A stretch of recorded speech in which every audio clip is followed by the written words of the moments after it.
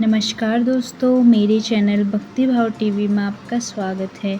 तो दोस्तों, आज की इस वीडियो में मैं आपको बताने जा रही हूँ मकर ध्वज की उत्पत्ति कैसे हुई। वाल्मीकि रामायण के अनुसार रावण की लंका को जलाते समय आग की गर्मी के कारण हनुमान जी को बहुत पसीना आ रहा था। इसीलिए लंका दहन के बाद जब हनुमान जी ने अपनी पूंछ में लगी आग को बुझाने के लिए समुद्र में छलांग लगाई तो उनके शरीर से पसीने की एक बूंद समुद्र में गिर पड़ी। उस समय एक मछली ने भोजन समझ वह बूंद निगल ली। उसके पेट में जाकर वह बूंद एक शरीर में बदल गई। एक दिन पाताल के राक्षस राज अहिरावण के सेवकों ने उस मछली को पकड़ लिया। जब वे उसका पेट चीर रहे थे तो उसमें से वानर की आकृति का एक मनुष्य निकला। वे उसे अहिरावण के पास ले गए। अहिरावण ने उसे पातालपुरी का रक्षक नियुक्त कर दिया। यही वानर हनुमान पुत्र मकर ध्वज के नाम से प्रसिद्ध हुआ। जब भगवान श्री राम और रावण के बीच युद्ध हो रहा था तब रावण की आज्ञा के अनुसार अहिरावण भगवान श्री राम और लक्ष्मण का अपहरण कर उन्हें पातालपुरी ले गया। उनके अपहरण से वानर सेना भयभीत व शोकाकुल हो गई, लेकिन विभीषण ने यह भेद हनुमान के समक्ष प्रकट कर दिया। तब भगवान श्री राम और लक्ष्मण की सहायता के लिए हनुमान जी पातालपुरी पहुँचे। जब हनुमान जी ने पाताल के द्वार पर एक वानर को देखा तो वे आश्चर्यचकित हो गए।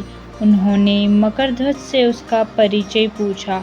मकरध्वज अपना परिचय देते हुए बोला, मैं हनुमान पुत्र मकरध्वज हूँ और पातालपुरी का द्वारपाल हूँ।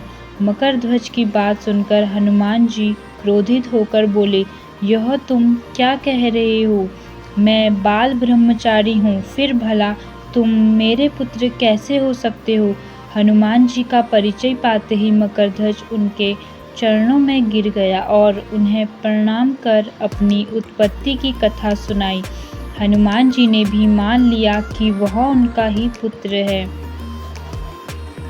हनुमान जी ने कहा कि वे अभी अपने स्वामी श्री राम और लक्ष्मण को लेने आए हैं।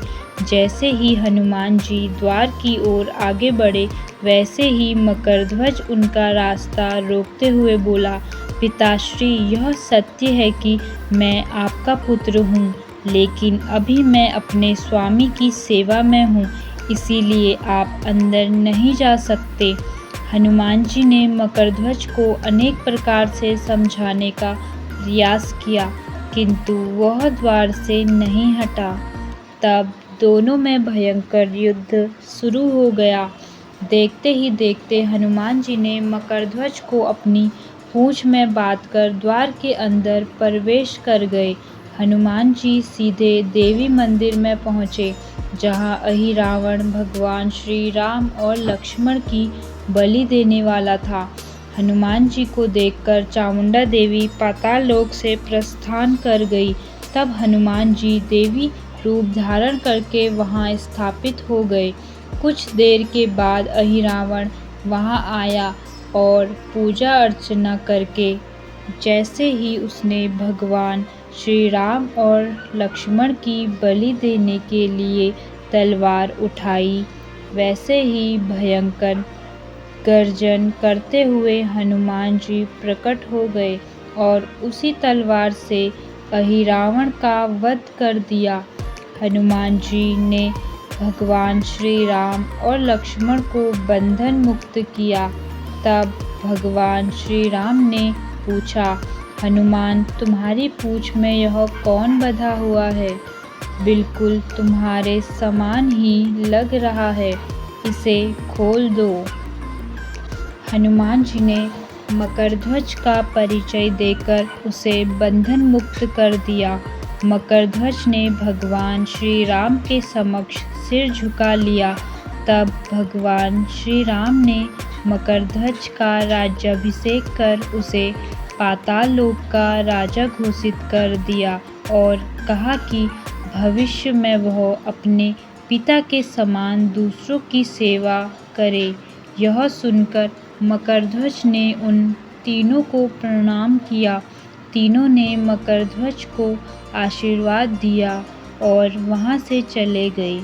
इस प्रकार मकरध्वज हनुमान जी के पुत्र कहलाए। तो दोस्तों, आपको यह वीडियो कैसी लगी कमेंट करके ज़रूर बताएं और ऐसी ही बहुत सारी कहानियों, कथाओं और जानकारियों को सुनने के लिए मेरे चैनल को सब्सक्राइब करें। धन्यवाद।